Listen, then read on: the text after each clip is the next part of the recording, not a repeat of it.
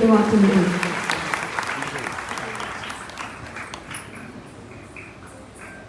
എൻ്റെ വിനീതമായ നമസ്കാരം. അമ്മേ ശരണം, ദേവി ശരണം, ശക്തി ശരണം. അമ്മയുടെ അനുഗ്രഹം ഇവിടെ നിറഞ്ഞു നിൽക്കുന്നു.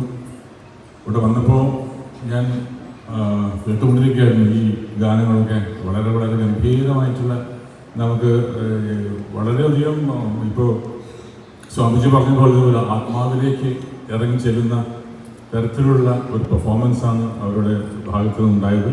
വളരെ സന്തോഷമുണ്ട്. ഇനിയും വലിയ വലിയ ഉയരങ്ങളിലേക്ക് അവർ വരട്ടെ എന്ന് ഞാൻ പ്രാർത്ഥിക്കുന്നു. അമ്മേ ശരണം, ദേവി ശരണം, ശക്തി ശരണം. Wishing all the very best to Meera Madhav. ഗംഭീരമായ തുടക്കം. ആദ്യത്തെ സ്റ്റേജാണെന്ന് തോന്നുന്നില്ല, അത്രമാത്രം. അപ്പോൾ വണ്ടർഫുൾ. ഒരിക്കലും ഒരു ഫസ്റ്റ് പെർഫോമൻസ് ആണെന്ന് തോന്നില്ല. വളരെ ഗ്രൂപ്പ് ഒരുപാട് എക്സ്പീരിയൻസ് ഉള്ളൊരു ഗ്രൂപ്പായിട്ട് തന്നെ ഫീൽ ചെയ്യുന്നു. ഗംഭീരമായ തുടക്കമെന്ന് പറയാനുള്ളതിന് കാരണം ഇത്രയും സ്വാമിജിയുടെ പ്രസൻസ്, അദ്ദേഹത്തിൻ്റെ അനുഗ്രഹം, ഗോപാലേട്ടൻ്റെ ബർത്ത്ഡേയോടൊപ്പം തന്നെ തുടക്കം, പിന്നെ ഇപ്പോൾ നന്ദിലത്തായാലും സ്വയംവര സിൽസായാലും ഏറ്റവും ഗംഭീരമായ സ്പോൺസേഴ്സ്, മനോജ്, ദേവേട്ടൻ, ഞങ്ങളെല്ലാവരും കൂടെയുണ്ട്. ലോകമെമ്പാടും ഉള്ള ഒരുപാട് സ്റ്റേജുകൾ ഉണ്ടാവട്ടെ, ഒരുപാട് പ്രശസ്തരാവട്ടെ, നന്നായി വരട്ടെ. God bless. നിൽക്കുന്ന എല്ലാ വിശിഷ്ട വ്യക്തികൾക്കും നന്ദി. ഈ ഒരു സായാഹ്നം സത്യം പറഞ്ഞു കഴിഞ്ഞാൽ ഇവർ പറഞ്ഞ പോലെ തന്നെ Meera Madhavan divine musical evening എന്ന് പറയുമ്പോൾ തന്നെ നമുക്ക് എല്ലാവർക്കും ഇപ്പോൾ ഒരു കറണ്ട് ഇപ്പോൾ നിങ്ങൾക്ക് എന്താണോ സ്ട്രെസ്സോ അല്ലെങ്കിൽ എന്തെങ്കിലും കാര്യങ്ങളൊക്കെ ആയിട്ട് നിങ്ങൾ ഡിസ്റ്റർബ്ഡ് ആണെങ്കിൽ ഈ ഒരു ഓഡിറ്റോറിയത്തിൽ കയറി ഇവരുടെ പാട്ടുകൾ കേട്ടതിന് ശേഷം നമ്മളെല്ലാവരും ഡിറ്റാച്ച്ഡ് ആണ് നമ്മുടെ റിയാലിറ്റിയിൽ.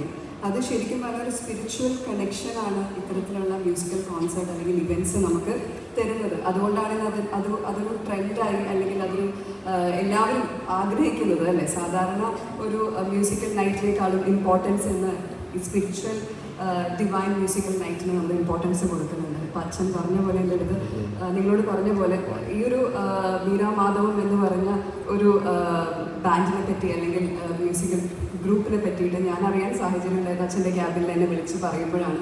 എനിക്ക് സത്യം പറഞ്ഞാൽ പ്ലസ് പോയിൻ്റായി തോന്നിയത് ആസ് എ വിമൻ എനിക്ക് കുറച്ചും കൂടെ ഒരു പെൺപടകൾ അതിൽ കണ്ടപ്പോൾ വളരെയധികം ഇൻട്രസ്റ്റിംഗ് ആയി തോന്നി. ബാക്കി അവരെ സപ്പോർട്ട് ചെയ്യുന്ന ഓർക്കസ്ട്ര ടീമുണ്ട്. അതൊരു കൂട്ടായ്മയുടെ ഭാഗമായിട്ടാണ് ഇന്നിവിടെ അത് കാഴ്ചവെച്ചത്. പക്ഷേ എന്നിരുന്നാലും ഇതിലേക്കൊരു പെൺപട വരിക എന്ന് പറയുമ്പോൾ എനിക്ക് കുറച്ചും കൂടെ സപ്പോർട്ട് ചെയ്യണം പേഴ്സണലി തോന്നി. ഇനിയും ഒരുപാട് സ്റ്റേജുകളിലേക്ക് നിങ്ങൾക്കായി കാത്തിരിക്കുന്നുണ്ട്. ഇതൊരു സ്റ്റാർട്ടിംഗ് പോയിന്റ് മാത്രമാണ്.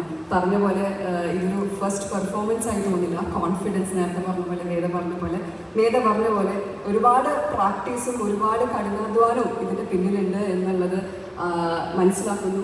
അത് ആ ഒരു ഡെഡിക്കേഷൻ തുടർന്ന് പോവുക. ഈ ഒരു ബ്രാൻഡിനെ നിങ്ങൾ കാത്തു സൂക്ഷിക്കുക. Thank you so much. Thank you Aishwarya.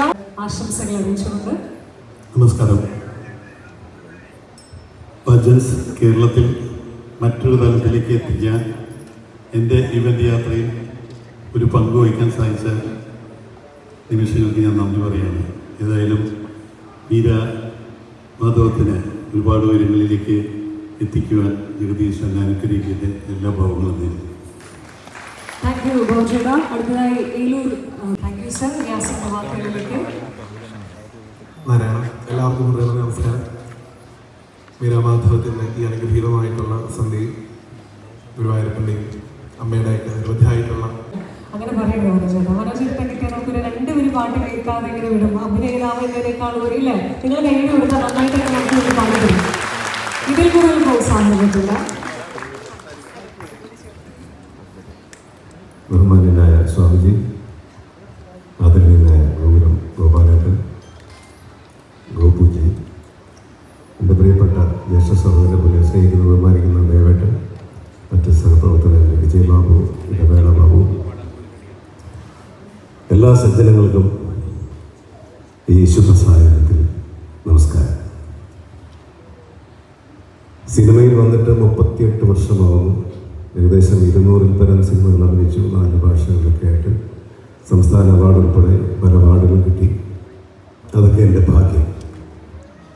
ഇത്രയും മഹാനായ ഒരച്ഛൻ്റെ മകനായി ജനിച്ചതാണ് എൻ്റെ ജീവിതത്തിലെ ഏറ്റവും വലിയ മഹാഭാഗ്യം. അതിനപ്പുറത്തേക്ക് സിനിമയില്ല, പാട്ടുകളൊന്നുമില്ല എനിക്ക്. ഇന്നും അച്ഛൻ്റെ പേരിലാണ് ഞാനിവിടെ നിൽക്കുന്നത്. അത്രയധികം മഹാനായ ഒരു കലാകാരൻ. അച്ഛനും കൊച്ചച്ഛനെയും ഈ അവസരത്തിൽ ഞാൻ സ്മരിക്കുകയാണ്. 45 വർഷമായി ശബരിമലയിൽ അയ്യപ്പസ്വാമിയുടെ നട തുറക്കുന്നത് അച്ഛൻ്റെ ശബ്ദത്തിലൂടെയാണ്. ശ്രീകോവിൽ നട തുറന്നത്.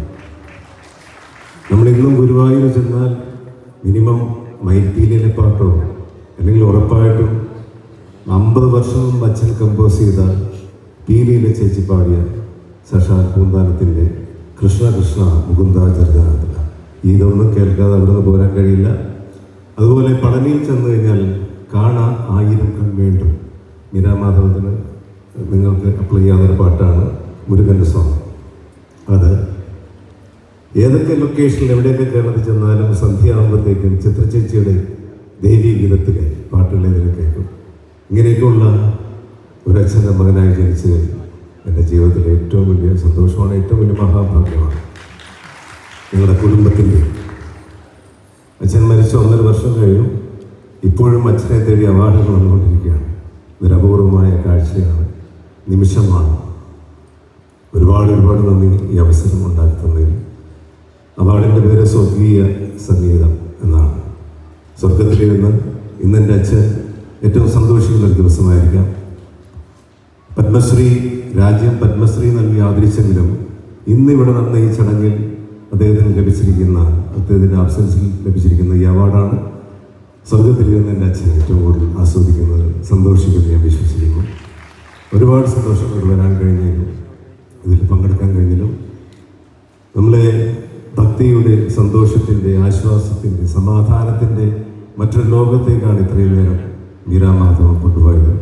ഗംഭീരമാണ്, ഒരു രക്ഷയില്ല, വാക്കുകളില്ല പറയാൻ. അത്രയധികം ഗംഭീരമായിരുന്നു.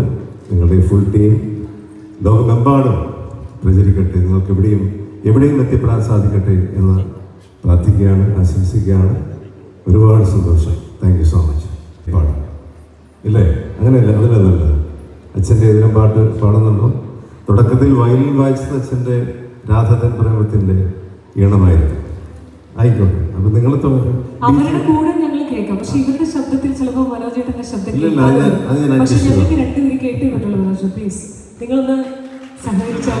അവരുടെ ബി ജി ഇട്ടോളൂ. എല്ലാവരും ഇരിക്കും.